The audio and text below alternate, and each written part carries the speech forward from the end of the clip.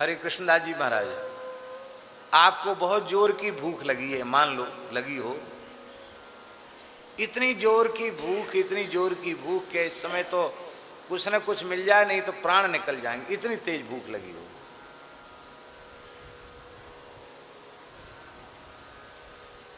और आपको कोई बढ़िया सुंदर अधोटा दूध की रबड़ी को लज्जित करने वाली एक परात भर के खीर आपके सामने रख दे, तो आपको कितनी प्रसन्नता होगी?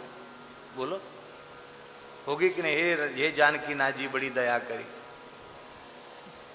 खीर खाए हुए को मिली, भले ही भूखे मर रहे थे 2 दिन 3 दिन से, पर आज कम से कम बढ़िया खीर खाने को मिली, और आप खीर पाना ही चाहते थे। तब तक त्यागी जी की नजर पड़ गई, सीताराम दास जी की, और त्यागी जी ने कहा, अरे गुरु भाई क्यों खा रहे हो खीर? मत खाओ। क्यों? अरे बोले तुम्हें पता नहीं, आपको पता नहीं है, जिस समय कड़ाही में खीर घुट रही थी, 2 छिपकली लड़ती लड़ती एक गिर गई उसमें। कहाँ है छिपकली? हमें दिख ही ना है छिपकली।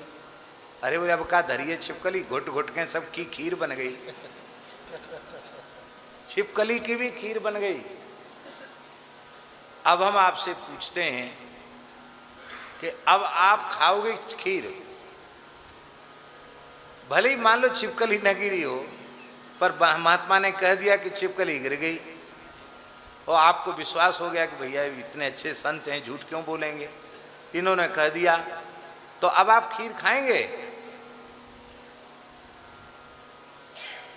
यही स्थिति है। संसार के विषय खीर के जैसे ही लुभावने हैं, आकर्षक हैं, पर इसमें विषय रूपी विष गिरा हुआ है, मिला हुआ है। यह ज्ञान जब भरत लाल जी जैसे कोई प्रेमी संत करा देते हैं, तो भले ही खीर सामने पड़ी हो, पर उसको खाने की इच्छा